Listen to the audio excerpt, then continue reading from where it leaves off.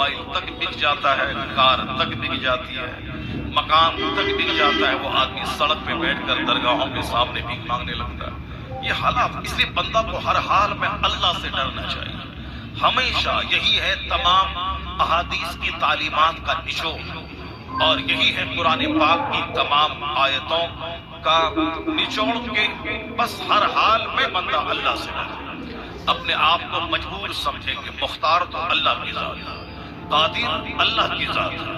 اور جب یہ بات دماغ میں مضبوطی کے ساتھ گھر کر جائے گی تو کبھی نہ مالداری سے اترائیں گے، نہ کبھی غریبی سے گھبرائیں گے۔ اربوں میں کھیلیں گے تو بھی دل آپ کا مسکین جیسا رہے گا، اربوں میں کھیلیں گے تو بھی آپ کی زبان میں مٹھاس رہے گی۔ آپ چاہے روزانہ آسمان میں اڑتے رہیں پھر بھی آپ کو لگے گا کہ مجھ میں اور ایک مسکین میں کوئی فرق نہیں ہے۔ یہ ہے اسلامک انڈرسٹینڈنگ اور اسلامی سوچ کا نتیجہ۔ اس سے ہٹ کے دیکھ لیں، جو کل تک گائے چراتا تھا آج اگر بمبئی میں ارب پتی ہو گیا تو اس کی بولی سن لیں، اس کی سوچ دیکھ لیں، اس کا انداز دیکھ لیں، اس کے بیٹھنے کا، اس کے چلنے کا، اس کے بولنے کا، اور جہاں 2-4 سال کے بعد اللہ پھر اسے وہیں پہنچا دیتا ہے جہاں سے آیا تھا، تو پھر وہ ٹوٹ کے رہ جاتا ہے، اور ایسا ٹوٹتا ہے کہ گونگا ہو جاتا ہے۔ وہ شخص کچھ بولتا نہیں، کچھ بولنے کے لیے اس کے پاس زبان نہیں رہ جاتی، وہ صرف دوسروں کا چہرہ دیکھتا ہے۔ تو اللہ رب العزت گونگے کو زبان دینا جانتا ہے تو زبان کی گویائی چھین کر اسے گونگا بنانا بھی جانتا ہے۔ اس لیے ہمیشہ اللہ سے ڈرتے رہیں، تنہائی میں رہیں تو بھی ڈریں، مجمع میں رہیں تو بھی ڈریں، 5 اسٹار ہوٹل میں رہیں تو بھی ڈریں، اور بند کمرے میں اپنے گھر، کھیت کھلیان، فیکٹری، مشین پر رہیں تو بھی اللہ سے ڈرتے رہیں۔ اللہ رب العزت سے کوئی بندہ پنگا نہیں لے سکتا، کوئی اللہ رب العزت کو تھکا نہیں سکتا، کوئی بندہ اللہ رب العزت کو اپنی بولی سے، اپنی کرسی سے، اپنی سلطنت سے اللہ رب العزت کو ڈاؤن نہیں کر سکتا ہے، چونکہ اللہ رب العزت تمام صفات کمالیہ کا جامع ہے، وہ ذات جس کے آگے کوئی اور صفت ہی نہیں ہے۔ کل یوم ہوا فی شان، اللہ رب العزت کی قدرت اتنی بڑی ہے کہ ہر دن اللہ رب العزت کی قدرت کاملہ کا الگ الگ شکلوں میں ظہور ہوتا رہتا ہے۔ وہ میرا رب ہے جو ساری دنیا چلاتا ہے، امریکہ ہو یا ہندوستان، ملیشیا ہو، جاپان، چائنا ہو یا ناروے، کینیڈا، یہ 1000 کروڑ کی آبادی والی دنیا میں انسان تو لمیٹیڈ ہے، انسان کی گنتی ہو سکتی ہے، انسان کاؤنٹیبل ہے، جس کی گنتی ہو سکتی ہے۔ بنارس میں کتنے مرد کتنی عورتیں ہیں وہ سب کچھ ٹیبل پر موجود ہے۔ اتر پردیش میں کتنی آبادی مردوں، کتنی عورتوں کی ہے، کتنے مسلمانوں کی، کتنے دو غیر لوگوں کی، ساری چیزیں ٹیبل پر موجود ہیں۔ اب پورے ہندوستان کے سارے اسٹیٹس میں کتنے مرد، کتنی عورتیں، کتنی آبادی ہے، وہ سب کچھ دلی میں موجود ہے۔ اور پوری دنیا کے 5 کانٹیننٹس میں کتنا پاپولیشن ہے، امریکہ میں، آسٹریلیا میں، افریقہ میں، یورپ میں، ایشیا بر اعظم میں، وہ سب کچھ UN کے ٹیبل پر موجود ہے۔ انسان کی گنتی کاؤنٹیبل ہے، انسان کو گنا جا سکتا ہے۔ یہ انسان ابھی 800 سے لے کے 1000 کروڑ تک اس کی آبادی ہے، بس اس کے آگے نہیں ہے۔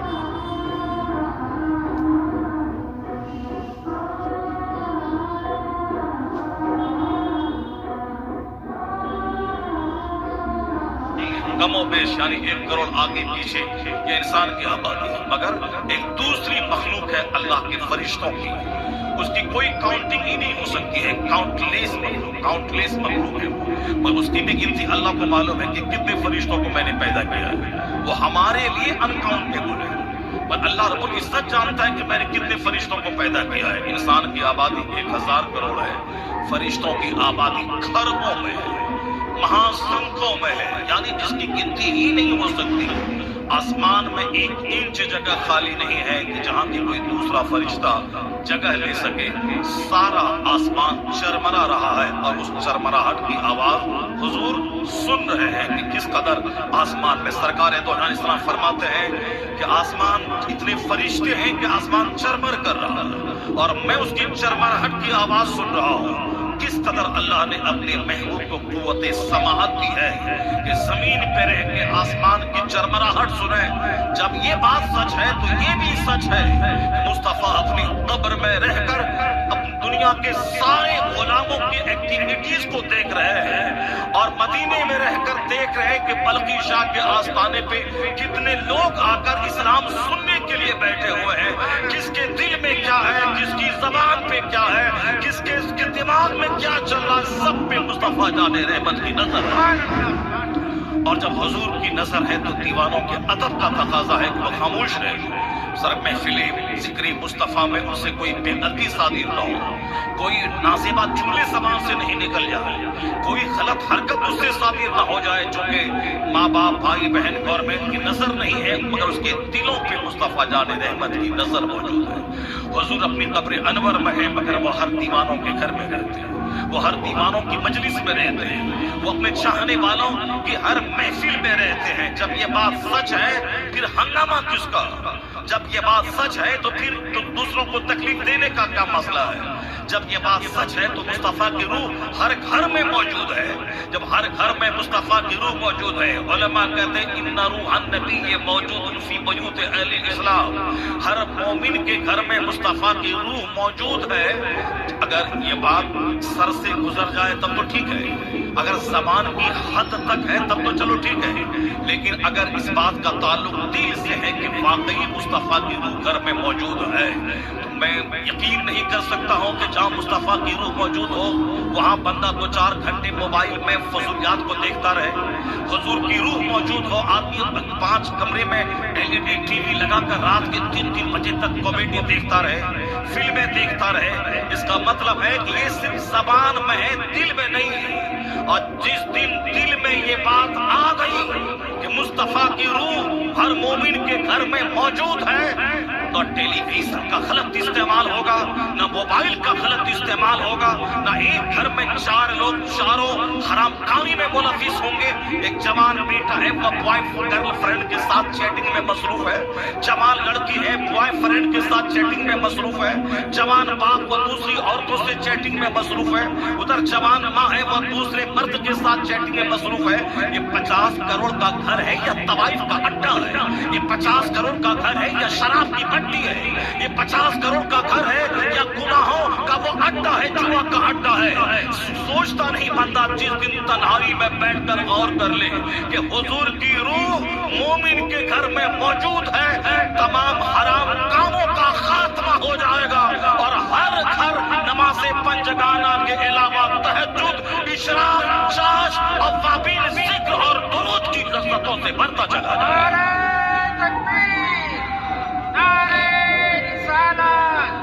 مسلک اعلی حضرت۔ ایک ہے ہوائی فائرنگ کرنا کہ ہاں ہم مانتے ہیں زبان سے کہتے، اور ایک ہے زبان بھی خاموشی کا تالا ہے مگر ان کے سارے پارٹس بول رہے ہیں، ہاتھ پاؤں زبان آنکھ دماغ دل سارے اعضاء بول رہے ہیں کہ واقعی ان کے دل میں اللہ کا ڈر ہے، واقعی ان کے دل میں رسول پاک کی سچی محبت ہے۔ تو آج ضرورت ہے زبان سے زیادہ دل سنوارنے کی، آج ضرورت ہے زبان سے زیادہ دماغ سنوارنے کی، آج ضرورت ہے زبان نہ چلا کے زیادہ آدمی اپنے ہاتھ پاؤں کو چلائے، ہاتھ پاؤں سے بتا دے کہ میرے دل میں اللہ کا کتنا ڈر ہے، وہ ہاتھ پاؤں سے بتا دے کہ کس قدر مصطفیٰ کی محبت میرے دل میں ہے۔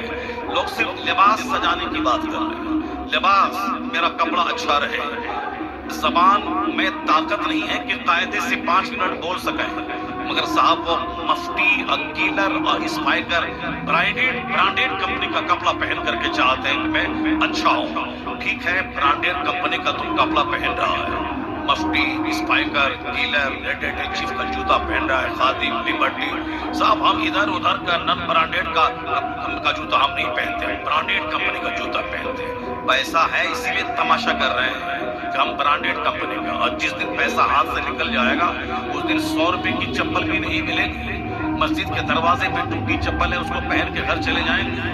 اسی لیے پیسے جب ہاتھ میں آئیں تو زیادہ آدمی کو چکنی بولی نہیں بولنا چاہیے کہ میں برانڈیڈ پہنتا ہوں۔ ٹھیک ہے، تیرے پاس میں برانڈیڈ کپڑے کا سوٹ ہے، تیرے پاس برانڈیڈ کمپنی کا چشمہ ہے، تو فاسٹ بریک کا چشمہ پہنتا ہے، ریبن کا چشمہ پہنتا ہے، آپ راڈو گھڑی کمپنی کی گھڑی پہنتا ہے، تمہارے پاؤں میں قیمتی سے قیمتی کمپنی کا جوتا موجود ہے۔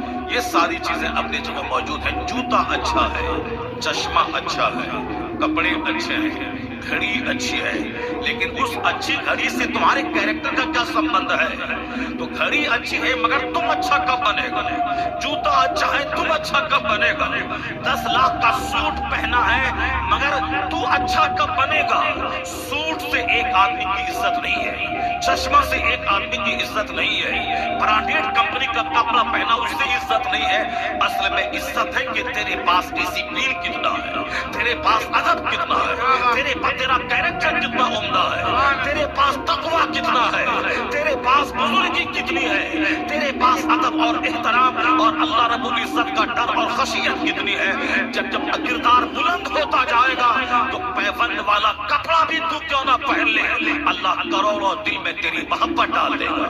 تو ٹوٹی چپل کیوں نہ پہن لے، اللہ دشمنوں کے دل میں تیری ہیبت ڈال دے گا۔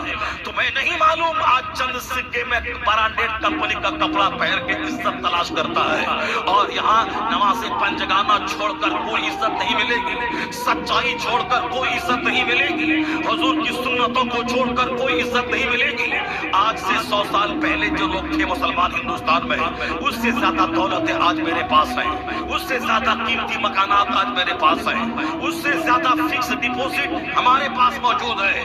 ہندوستان میں 40 کروڑ کلمہ پڑھنے والا 100 سال پہلے آدمی کو ہفتے میں 1 دن چاول ملتا تھا، لیکن آج تو روزانہ 3 ٹائم لوگ چاول کھاتے ہیں۔ پہلے تو صاحب ہفتہ 10 دن میں گوشت ملتا تھا، آج تو بغیر گوشت کے کوئی لقمہ اندر نہیں جاتا ہے۔ پہلے تو صاحب مٹی کی دیوار اور اوپر میں گھاس والا چھپر تھا، اور آج تو غریب سے غریب گھر میں 50 کروڑ کی عمارت اس کے سر پہ موجود ہے۔ دیوار اور چھت کے علاوہ کئی کروڑ روپے کا انٹیریئر ڈیکوریشن موجود ہے، فالس سیلنگ ہے، وال پٹی ہے، زبردست قسم کا پینٹ ہے، یہ ساری چیزیں گھر میں صوفہ گدا سب کچھ موجود ہے۔ پہلے سے زیادہ لگزریس گوڈس میرے پاس موجود ہے، لیکن پہلے کے مسلمانوں کی طرح مجھے میرے پاس عزت بھی موجود ہے، میرے پاس ہیبت بھی موجود ہے۔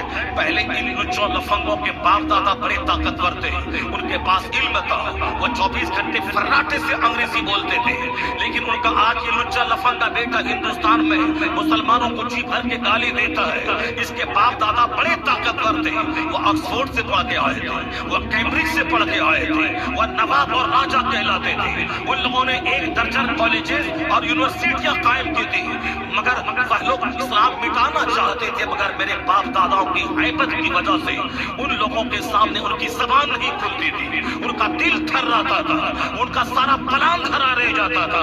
یہی وجہ ہے کہ ان سے زیادہ طاقتور ان کے آبا و اجداد تھے، پر اسلام کا کچھ نہیں بگڑ سکا۔ اس وقت 5 کروڑ کی آبادی کلمہ پڑھنے والوں کی تھی، ان سے زیادہ طاقتور وہ لوگ تھے، مگر ان طاقتوروں نے مل کے 5 کروڑ سے گھٹا کے مسلمانوں کو 4 کروڑ نہیں بنا سکے۔ مسلمانوں کی مسجدوں کو گھٹا کر 1 لاکھ سے وہ 50,000 تک نہیں لا سکے، بلکہ ان کی دشمنی بڑھتی گئی، مسجدوں کی تعداد میں اضافہ ہوتا چلا گیا، مدرسوں کی تعداد میں اضافہ ہوتا چلا گیا، اور آج عالم یہ ہے کہ 5 کروڑ بڑھ کر 40 کروڑ میں تبدیل ہو گئے ہیں۔ یہ اس بات کی دلیل ہے کہ چاہے دشمن 1000 مضبوط ہو جائے پر اسلام اس سے زیادہ مضبوط ہوتا چلا جاتا ہے۔ اللہ نے کچھ ایسا رکھا ہے کہ اسلام کی دشمنی بڑھتی جائے گی، مصطفیٰ کے غلاموں کی تعداد میں اضافہ ہوتا چلا جائے گا۔ یہ مذہب اسلام کی وہ عزت و عظمت ہے کہ اسلام تو بڑھتا جائے گا، مگر اسلام لانے والے اگر کمزور ہوئے تو اس کو چڑھانے کے لیے ان کی غلاظت بڑھتی جائے گی، ان کی گندگی بڑھتی جائے گی، ان کی کالی بڑھتی جائے گی۔ ہماری ہیبت جو ان کے دل میں تھی وہ ہیبت نکلتی چلی جا رہی ہے، صرف اسی لیے کہ میں کپڑے کے پیچھے پاگل ہو گیا، میں مکان کے مقابلے میں پاگل ہو گیا، میں گاڑی سے لے کے شام تک 5 نمازوں کے چھوڑنے کا گناہ کبیرہ اس کی زندگی میں، جو نماز فجر چھوڑتا ہے گناہ کبیرہ ہے، شراب پینے سے بڑا گناہ، زنا کرنے سے بھی بڑا گناہ، لیکن 5 نمازیں قضا ہو گئی، ان کا دل تک نہیں ہلا، جبکہ زنا کرنے سے بڑا گناہ وہ کر چکا، 5 ٹائم کر چکا، 1 وقت کی نماز چھوڑنا حرام اور گناہ کبیرہ ہے، 80 برس تک جہنم کی آگ میں جلنا ہوگا، اس کے باوجود یہ سینہ تان کے کھڑا ہے کہ صاحب ہم سے بڑا کون ہے؟ میری کار، میرا بنگلہ، میرا گھر، میرا مکان، میرا جوتا، میرا چشمہ، میری گھڑی، اگر احساس رہتا تو سینہ پھٹ جاتا اس کا. جو اتنا بڑا مجرم ہو کہ نماز فجر چھوڑا ہو، اور جب کہ نماز فجر چھوڑنا اتنا بڑا گناہ ہے کہ جیسے سلطنت اس کی لوٹ گئی ہو، جیسے اس کے بچے تباہ و برباد ہو گئے ہو، جیسے اس کا سارا سرمایہ ختم ہو گیا ہو. حضور نے کیا فرمایا؟ رکعت الفجر خیر من الدنیا وما فیہا. فجر کی 2 رکعت نماز دنیا اور دنیا میں جو کچھ ہے اس سے بہتر ہے. فجر کی 2 رکعت نماز دنیا اور دنیا میں جو کچھ ہے اس سے بہتر ہے. مسلم شریف کی حدیث میں آیا ہے رکعت الفجر خیر من الدنیا. مگر میں کسی کو ٹھگتا تو نہیں ہوں. میں مدرسے کی نقلی رسید چھپا کے لوگوں کی زکات کی رقم زمین بیچ کر میں اس کو لوٹتا تو نمازی تو نہیں پڑھتا ہوں، مگر میں اس غریبوں میں کمبل بانٹتا ہوں، میں دوسروں کے مکان بناتا ہوں، میں دوسروں میں سڑکیں بناتا ہوں، میں دوسروں کے فلاحی کام میں رہتا ہوں. یہ اچھا کام ہے. غریبوں میں کمبل بانٹنا، غریبوں میں لنگر بانٹنا، غریبوں میں راشن کا کٹ